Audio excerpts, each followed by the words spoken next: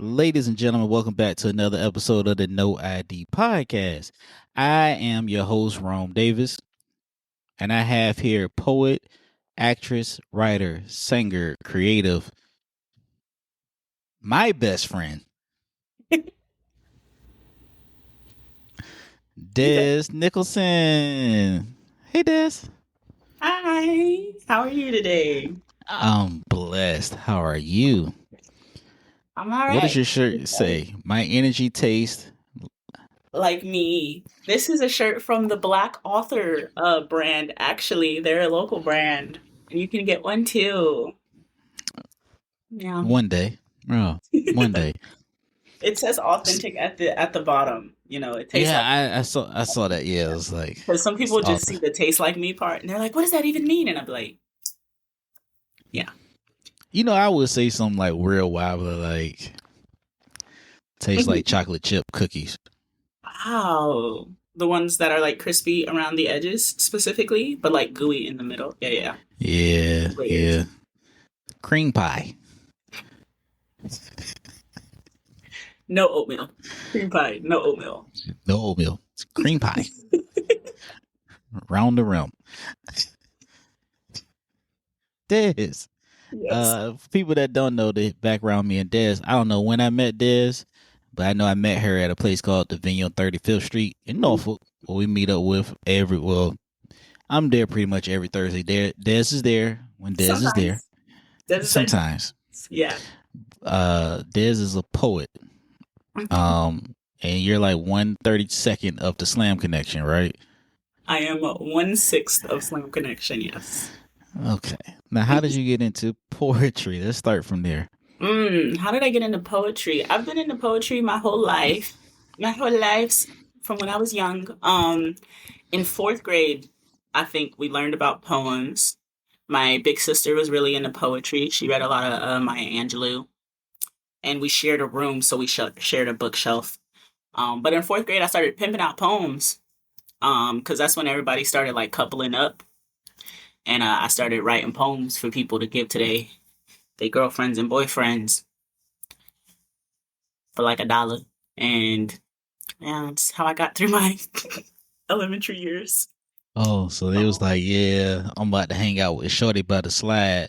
Write me a poem for $1 right quick. And you were just mhm. in the corner writing while everybody was just booed up. Yeah. I was like, tell me a couple things about her. What do you like? How long have you been together? Da da da da da. And then after that, I'd be like, yeah. And then depending on who you were would depend on how I would write the poem. Like if I knew you were somebody who didn't really pay attention in class, I'd be like, roses are red, violets are blue. um, if I knew you were somebody who had a larger vocabulary, I'd put words like aggravate in there. Well, not aggravate, but like larger words in there. Oh, expand the vernacular of the Yeah, yeah, yeah. diction of the Yeah, so it felt lexicon. like it came from the person. Yeah, that Hmm. was buying it. But that's wild. Yeah. $1, I can get a roses is red, violets blue, some shit that from Looney Tunes.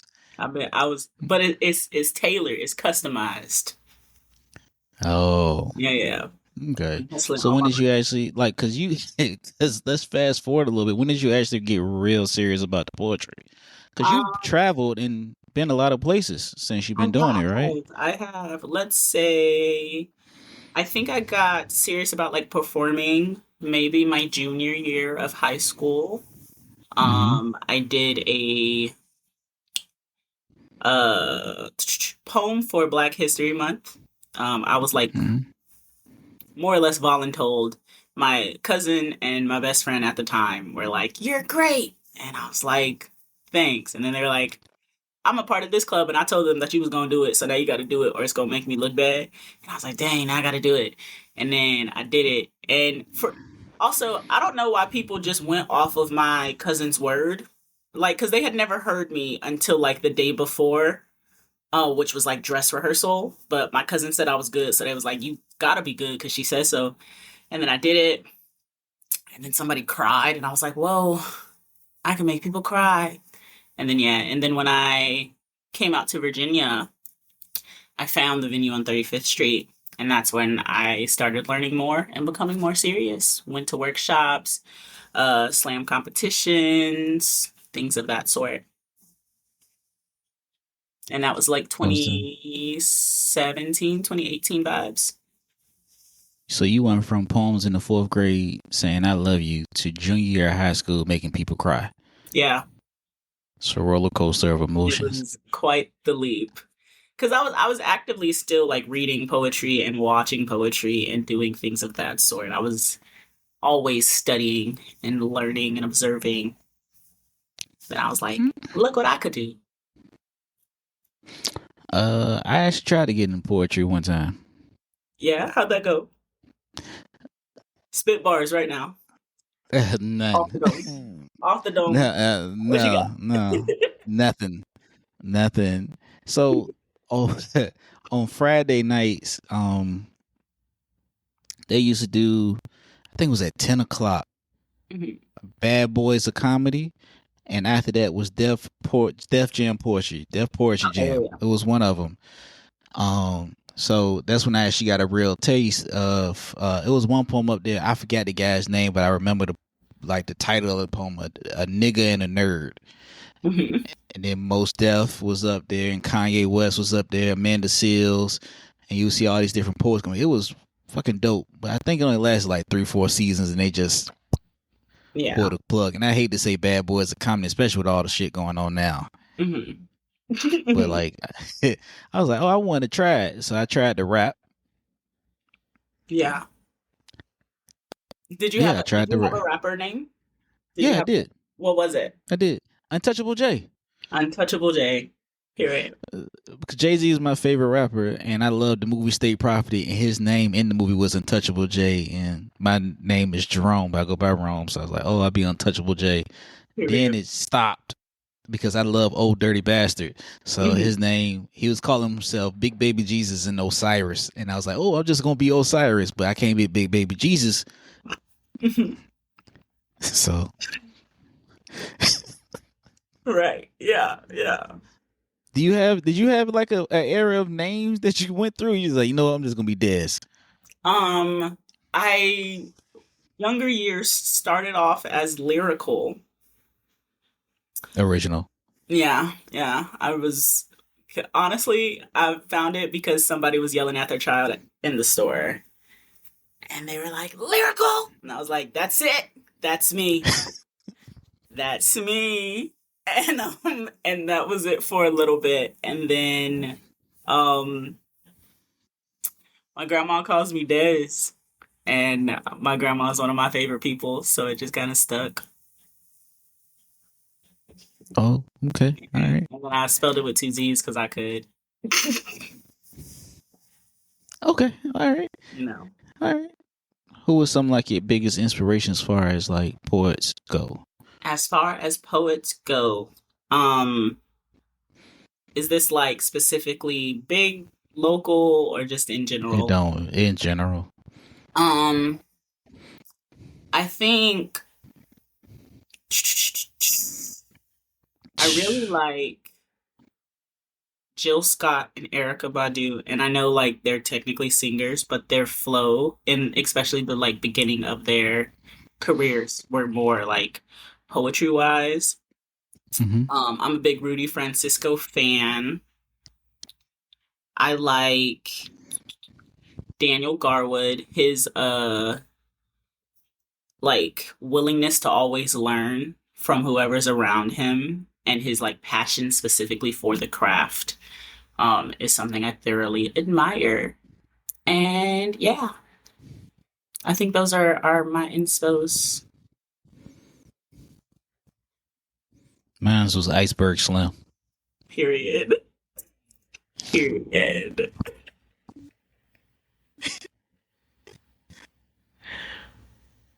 I can't. Damn, that's like I can't have no inspiration Which whatsoever. I thoroughly I just said period. I'm just messing with you.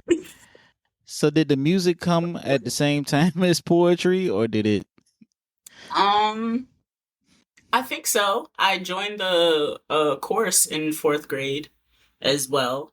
I come from a family of singers, more or less. Mm-hmm. We made up our church choir, and so my sisters where, my I've always wanted to be like my sisters. So when they started singing, I was like, that's what I want to do because I want to be just like you. And then I started singing. Well, at first it was, like the Michael Jackson story where he was like, I want to sing, and then Joe was like, you can't sing. It was very much that. Like I had to prove that I could sing and be up on the choir. Um, but yeah, and then I've been doing that since I was little, and then my older sister, who has now passed, like really enjoyed me singing, and so she was like, "You should put music out. You should do it." Because when it comes to singing, I've always been like, my voice doesn't sound a whole lot like a whole lot of people's voices. I can't see people listening to me just to listen to me. Now that has since changed, but that was very much my thing. And then my sister was like, if you enjoy it, you should do it. And she was like, if anybody's gonna listen, I'm gonna listen. And then she died before I put out my first song and never listened. So I guess she lied, but it happens.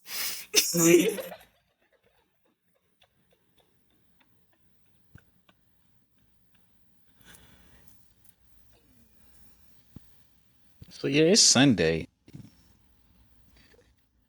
You can just wipe the smile off your face. I don't even know how to come back at that with another question, but just gonna. Hmm. Mm.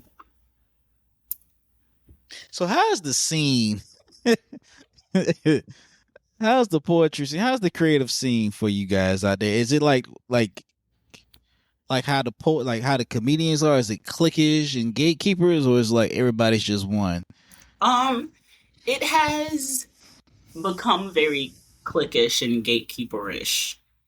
Um, and honestly, I don't know if it's become that or if I just didn't always realize how cliquish and gatekeeperish it was because I wasn't super into it. But it can be cliquish and gatekeeperish. I think something that not a lot of people, a mentality that not a lot of creatives have is that the spotlight is big enough for all of us. Um, and yeah, so that's something I don't enjoy about like the scene as a whole, because I'm a full believer on the spotlight is large enough for all of us. The sun shines on all of us. There is in fact enough room at the table for all of us, and if not, we can get another table. Um, but not everybody thinks like that. Like, and artists is like they figure they get in with one booker, one comedian, or one comedy club, like they're good, Yeah. and like everybody wants to be that. Like my saying is, everybody wants to be a big shark in a small pond, or it's a lot of betas trying to be alphas. You know what I'm Yeah. saying? Hmm. And a lot of them are threatened too because they've gotten so good and gotten so far just from like coasting and Hmm. just riding the wave that like when a new person comes up is like, and the person's like smoking, like they got all the emotion, they got the performance down, the cadence is right, they like they feel threatened. Is that Yeah. like something I that can you see? say, yeah, I feel like at some point it kind of feels like the people stopped ushering in people, stopped teaching, and just want to, like, if they get booked, then they get booked. Like they're like, I don't want to put anybody else onto these same opportunities. Mm-hmm. Um, and then also the I've been doing it this way for umpteen years and it's been working. So why would I want to change? Or and in that, like, people refuse to expand. Like, if you to me, if your craft stops growing, you stop growing as a person Correct. because your craft is supposed to be a reflection of you. So if you're like, this is the formula I figured out, this is the formula that works, and all you do is said formula and you don't never learn another one, then you might be stuck as a person. And that I feel like is shown in things. But I know people get real comfortable with the same places they be performing with the same people that know them, and I there's nothing wrong with like being a local celebrity, right? Being a local celebrity is great if that's what you want. Um, but people talk as if they want more. Like to be a local celebrity and then complain that you aren't as big as you feel like you should be, but then not doing anything other than go to these same places and talk to these same people who are going to tell you you're great and da da da da da, and then like trying to shut it out from new people coming in is also just a thing. I agree. I think it's like you got to be comfortable being uncomfortable. And a lot of times, some people, especially comedians, they'll get this big ass hype and they be like, well, I'm just doing shows here in Richmond and Williamsburg, so I'm good. And then they complain why they not getting booked. Meanwhile, you got the ones that's not getting booked at home, but they getting booked out of the state Right. and And there's killing it. also the like the somehow, because to me a lot of people feel like they're in competition, Mm-hmm. and I don't feel like you should be in competition with any, like, unless you're in an actual competition, then yeah, be a competition. But I'm even the type to be like, if we're in competition, I'm still rooting for you to do your best. I just also have complete faith that I'm going to do my best, but that's a whole other thing. But it's just the feeling like we're in competition, because I know when I first moved out of the state, um and started doing poems other places, it became a like, Des thinks she's too good for us. You think that you're X, Y, and Z because you get to go and perform out there, but nobody knows you here. And it's like, okay, I don't know why that upsets you. I don't know why you feel so strongly about that, considering I didn't say nothing about you only being here and and people only knowing you here, and the people being here don't even support you. So I don't know why you're trying to ride for so hard. But okay, because you'd be like, I'm on this lineup, but you didn't get paid for that lineup. You're just on the lineup. You're basically doing community service, but Free promo. but we're upset because, and like, I don't know when leaving the state and doing things outside of the state started to feel like an attack on the state. And I don't even think that's it. I think it's people, you're mad because you're not doing it, but the only reason you're not doing it is because you are scared and you're letting that fear control you instead of drive you. Drive you out of the state. Yeah, anywhere. See, a lot of people, in my opinion, let What? fear keep you exactly where you are. Mm-hmm. You're so scared of the mountain that you decide to stay on the ground and then get mad at people who were also scared of the mountain but decided that that wasn't going to stop them, and now they get to see the sky from super high. Yeah, facts. I think a lot of times you get shitted on for leaving your state, and they're like, well, I don't know. I think people hate to see you do better than them. And going back to what you said, it's a lot of plates. We get off the same plate. It pisses me off that everybody thinks it's one microphone or one stage. I Right. might be rambling. It pisses me off a lot. Like I'm like, all right. For me personally, I don't get booked here. Yeah. So, I don't get booked here. I gotta go. Like not even the 757. I gotta go up to the 804 or something and go do time up there, or I gotta go to DC to go get a little like 5 minute spot in. So they just won't book me here. I don't know what happened. I couldn't tell you. I So think it'd be like that. everybody is so like, the phrase bloom where you're planted, everybody is so Mm-hmm. like serious about it. Where it's like, if where you're planted is not suitable for your bloom, you might need to leave. You, first of all, everybody be like, the rose in the concrete, the rose in the concrete. The rose is not supposed to be in the concrete in the first place. Correct. That is not where a rose belongs. It belongs in a garden.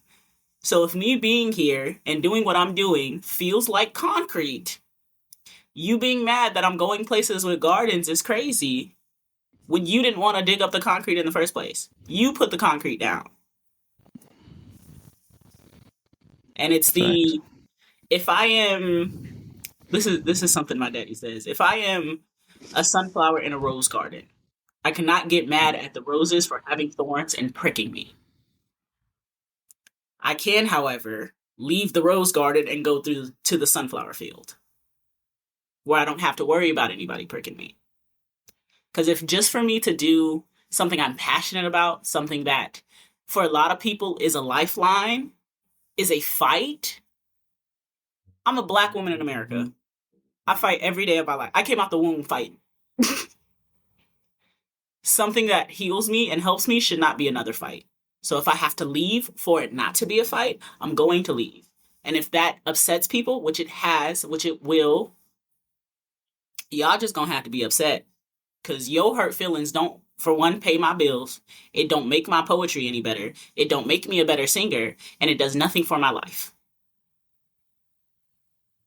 And I'm sorry, I gotta listen. You're okay. You okay. I had to just sit back and be a sunflower and go to the Period. sunflower bit. As you should. Yeah. As you should. Clock that. Because y'all told me this didn't mean what it said. Well, this is no. So if you put your fingers up and go like this, then that can be clock. But a lot of people don't know that and they just do this, and this is no in sign language. Well, this. Yeah. But also when I'm a little shady, so sometimes people be like, yes, and I'll be like, no. But not everybody knows that. Well, I don't think I've ever seen you be shady before. Because I do it so subtly. Oh, you know what? I don't think I have given you a reason for you to be. Facts. I probably have. Facts. But probably haven't in a long time gave you a reason for you to be shady towards me. I don't feel like I've ever had to actively. I've never felt the need to be shady towards you. There are some people where I'm like, you about to talk the boxing draws off of me. Not talk them off. You saying I talk nice? My energy tastes like me, authentically. I'm deceased. I hate that. I hate that with a passion. I'm sorry. I was actually just about to say, first of all, because you got on stage and you was like, I don't know what it is with this generation, but instead of just laughing, they be like, dead, LOL, cackling. And I was like, I feel so attacked. And I'm going to blame it on autism, because sometimes I just want to say the words and I don't want to do the action. Okay, I'm autistic, leave me alone.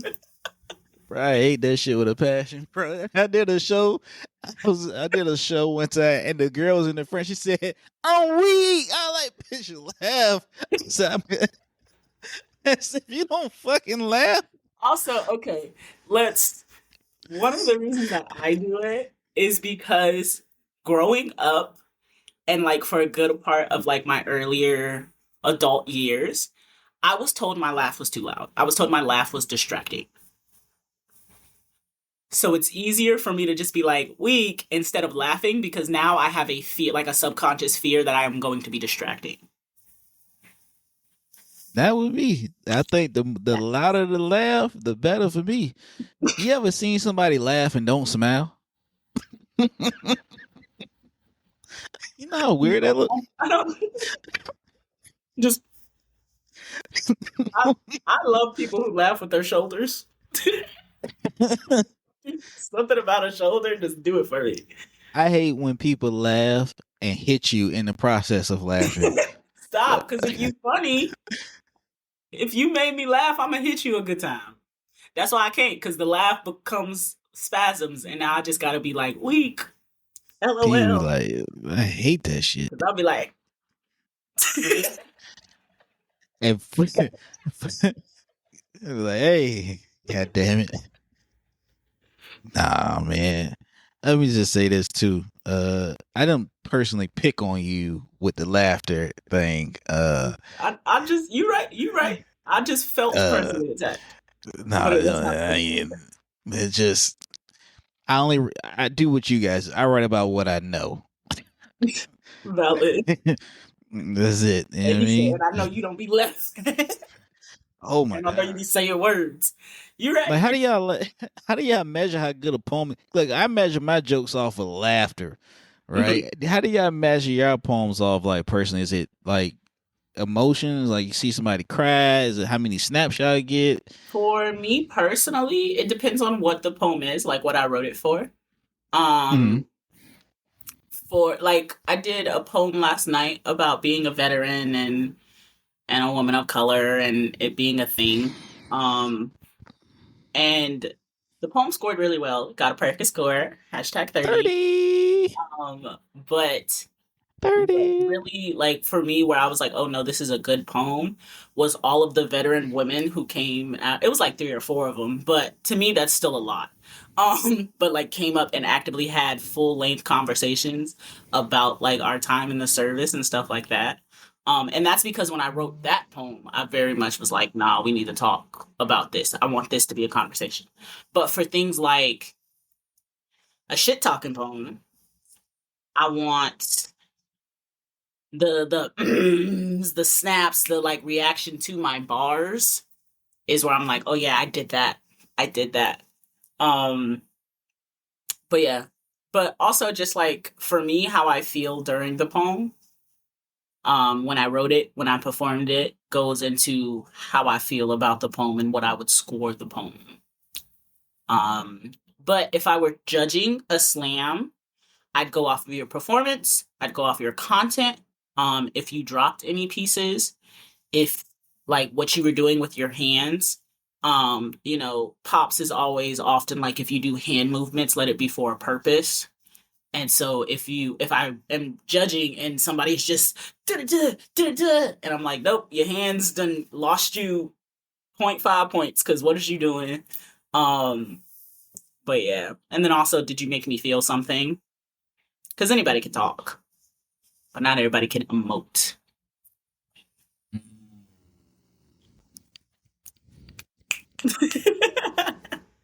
So like your shit talking poems, those be like the perfect ones that be going like, I'm weak. Is that Sometimes, yeah, like, yeah. yeah, those be the ones. Okay, okay, Because okay. I'll be saying, I'll be saying bars and they be like, I'm weak. That's hilarious. Yeah. Because if you full on cackle in the middle of me doing a poem, I'm going to be fine because I'm a professional. But it might be distracting for some people. You Des, know? you can laugh. You can laugh with me. It's okay. Show Okay. those pearly white. Show the nice smile. Laugh. Appreciate you.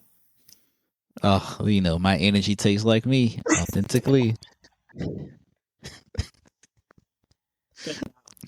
bro. I'm gonna put that in a joke. What's life in you now? I gotta buy you a shirt. Ooh. It's okay. You don't have to say Mm. it on the podcast. You can tell me later. No, no, no. I say it because I'm on my fitness shit. I be at the gym lifting and stuff. So the Right, right, the right. shirt sizes do change. Valid. So I've been on my like fitness, and I'm old. So Yeah. I'm like, oh, does the shirt shrink up? Because if it shrinks up, give me a large, okay? Because if it shrink up, go to a medium.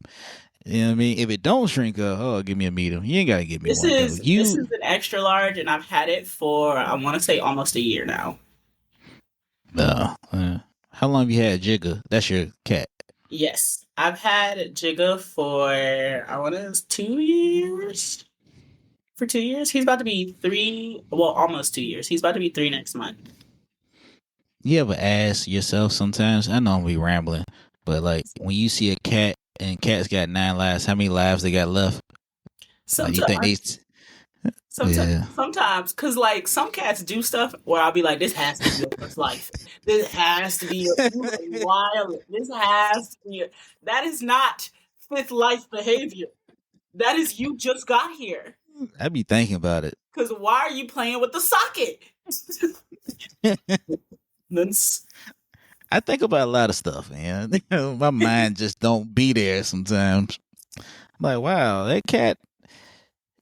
Like I saw one time I was driving and this cat just ran underneath my car, and I was like, hey, that yeah, first life. yeah, that's But then first he life. had another cat with him. He was the other cat didn't do it. He was like, you know how they crawl back? And I was like, Mhm. yeah, he's on his seventh one. He's Yeah, because Because first life, especially if you know, like I wonder if cats know they have 9 lives. Because if you know, then your first life you way out of pocket on purpose because you know you got another one. It's If it's I know like I got a safety, nonchalantly. yeah. It's like, oh shit, I got. Oh fuck that. That's just the first one. Shit, I can do it You know, again. I got 7 more. Who knows? Like,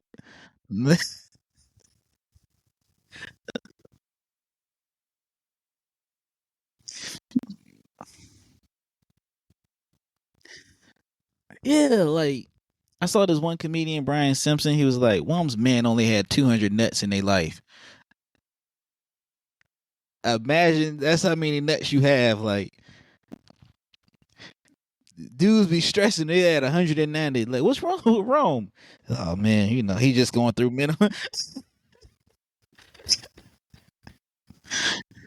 I'm just going through menopause right now. You know what I mean? Just give him a little bit of time. You know what I mean? Then you wouldn't be so free with it.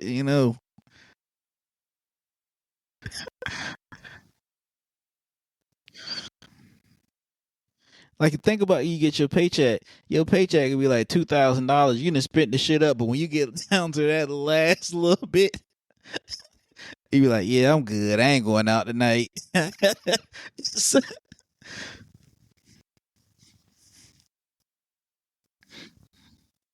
Hmm.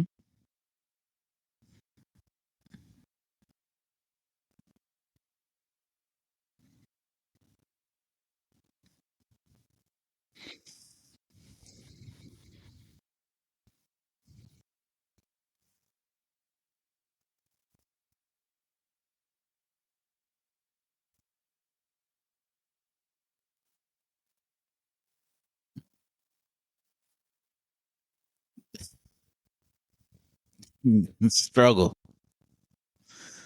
Like, yeah, I'm gonna go ahead and go in the house, go make me some spam or something, ramen noodles. Right quick, I'm gonna drink some water. I got some bread in there. I get filled up one way.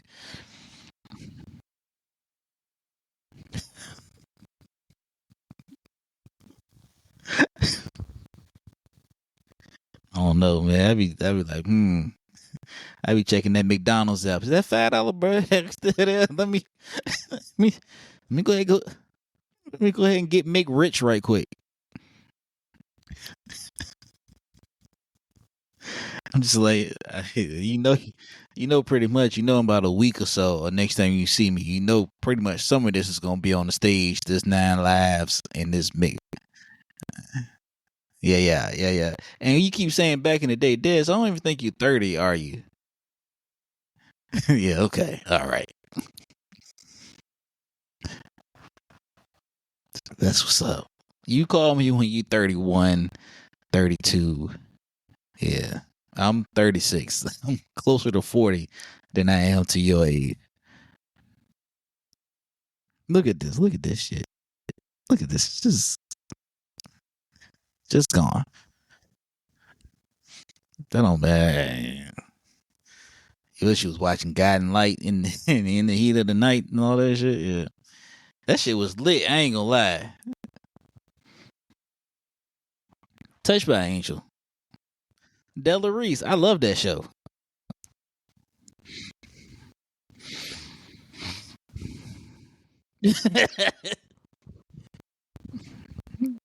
People don't know the struggle. Like y'all can go online and Google shit when your next TV show comes on. Y'all can hit guide on the remote. They can program. Y'all got Netflix. We had the TV guide. It was a thick ass book that planned out our television for 1 month. And if you was lucky, you got the green TV guide that came in the newspaper every Sunday. And you would open up and you'll be circling. Okay, all right. We didn't have DVR. We didn't have on demand. If we missed it, we fucking missed it. We had to go read about it in Weekly Digest.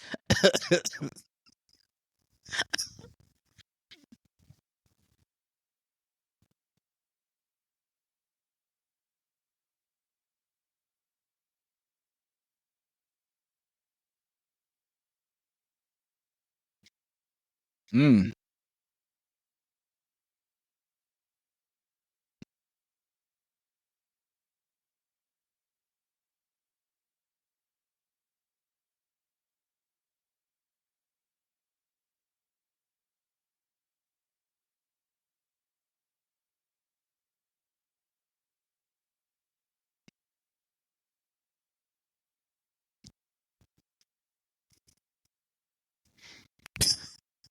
and it won't no quick shit. It was some hard. It was heavy. And I used to stay with my grandmother. I stayed in Norview. One of my grandmothers stayed in Wellington Oaks. The other one stayed behind Norview Middle School. So at the one in Norview Middle School, if you say I want a ham sandwich, she baked the ham, a whole ham with all the everything. If you say like it was just old school, like I was staying with her for a while because I had gotten some trouble across the street. So I would stay with her. And she was a candy lady too. For people that don't know, when black people women retire to supplement income, they become they become candy ladies. They got a membership to Costco and they got freeze cups. So I would stay with her I stayed with her for like a couple of months. 'Cause I got in some trouble on the other side. So I was staying with her and like we talking I'm getting out of school 2:30. We talking about big hams, fried chicken, uh, turkey, spaghetti salad. Um, it was never no simple shit. Not a lunchable. Nothing. We talking about 3 o'clock in the afternoon. Your stomach just heavy as shit, and you gotta do homework with carbs.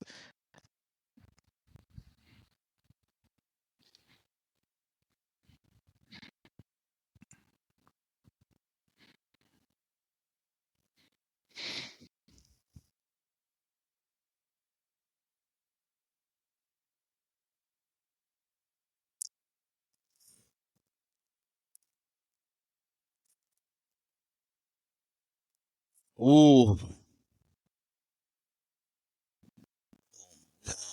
big ass pots rusted out like a motherfucker, just sitting up there cooking some shit.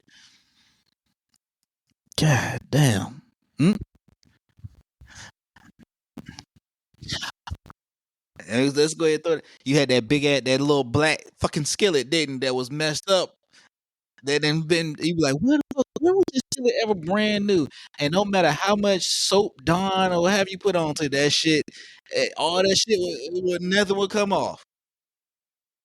And they always knew when it was dirty. Nah, this is dirty. How the fuck you know? It's still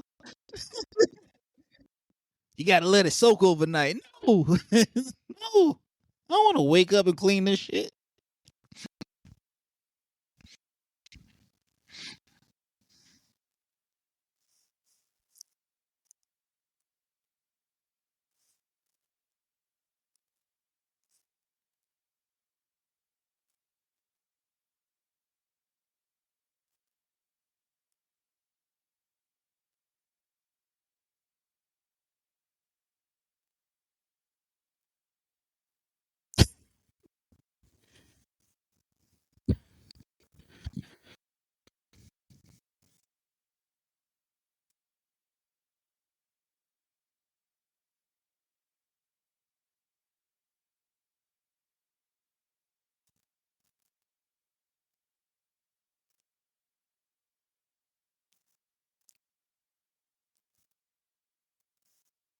I was never in charge. I was in charge of the store runs because you'll go grocery shopping for 2 fucking weeks straight, and for whatever reason, you want me to drive from Timbuktu. My family was military, so if that shit was not at the commissary, we didn't know what the price was. So you want me to drive to Farm Fresh, Food Line, Walmart? They ain't got it. So who has it? Motherfucking 7-Eleven. And you know that shit is 2 times the price that you would pay compared to you paying it. Why'd you get it from there? I'm like, oh, and the hell with this shit.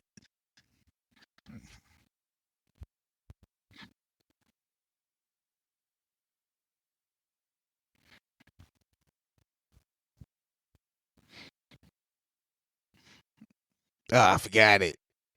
You wrote a list. You wrote a list. You scratched all shit as you picked it up. You ever like you go to the grocery store? I go to the grocery store with my mom. My mom, I love my mom. Does she's a comedian too. My mom does this one thing that irritates me so much in the grocery store. She'll go, "Where do you think this is at? The vanilla extract is at?" I'm like, "I don't work here." Go ask somebody. You know, you walking around, hey, where's the vanilla extract at? And she goes, I knew it was there. Why did you? Pretty sure it's my father before he passed. We would go hang out and we'd go for rides and just talk life. And I'd be like, bro, where we going? He's like, I'm thinking we're going home. He's like, yeah, you remember I took you this way when you was in middle school from the baseball game? I'm like, bro, I'm 30 years old, bro. I don't remember that. Yeah.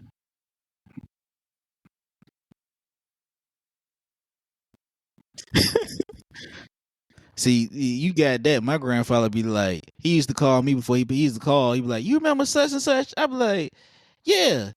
Oh, she died.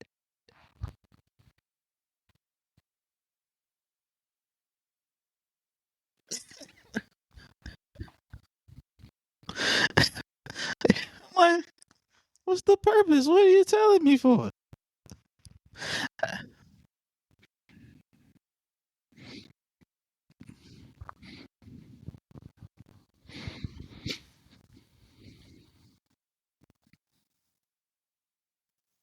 What, what kind of fruit do you like this? Mhm. Me too. I like strawberries too.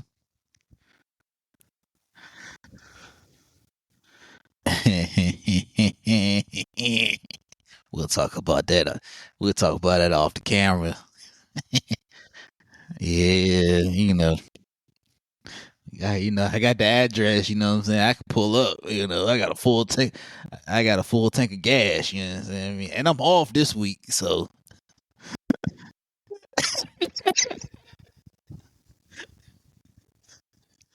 brick.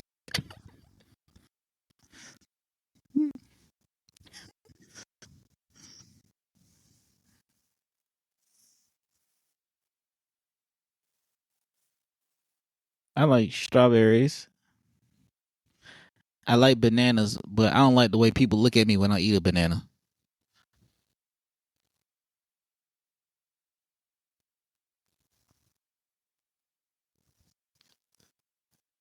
Mm-mm.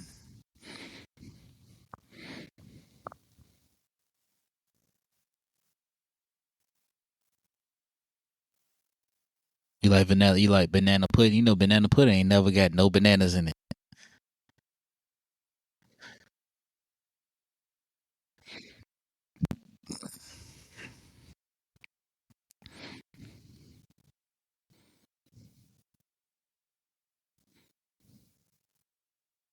Now you upgraded when you got the chessman. Chessman changed your life.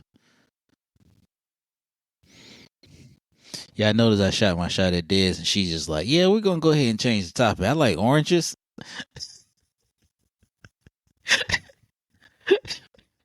I like oranges. I like pomegranate. They're just hard." I'm like, "Oh damn, no more chocolate covered strawberries. All right." Oh wow, and I bricked the hell out that damn shot. Well, I guess it's back to the drawing board. Let me just DM my celebrity crush Sherry Shepherd to see if she's gonna reply back. Yeah, I laugh, but that thank you. She is like I don't understand. Like she is beautiful. Oh my god, her and Kim Whitley are and Tiffany Haddish. Tiffany Haddish replied back to one DM. She just liked it that I was singing a song to her on my story, and I hear every time she posts a show, I be like, "Hey, can I get a guest spot?" And I'm never hearing nothing back. I got restricted from her page. Anywho, anywho. Well, this been some awkward pauses in this conversation. Uh, I appreciate you coming on. Yeah, my energy tastes like me authentically. Um, yeah. If they want to follow you or find you, where do they go?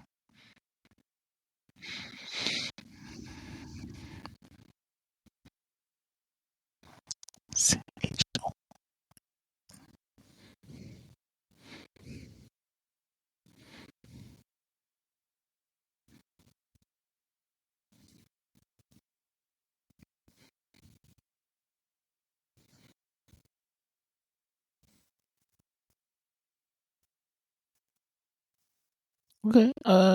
You guys, you can follow me, Comedian Rome, all social media platforms at Comedian Rome Davis on YouTube, No ID Podcast on Facebook and Instagram. I have a TikTok, but I do not go on TikTok because I don't trust it.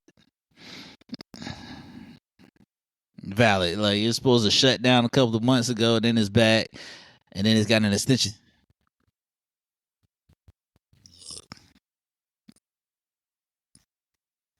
You also can. Hmm? Man, you're like, man, fuck this. I don't trust it. I don't. I really don't. I don't like it. I don't like it. Thank you so much, Dez. I'm gonna put the link in the bio. Go ahead, start the recording.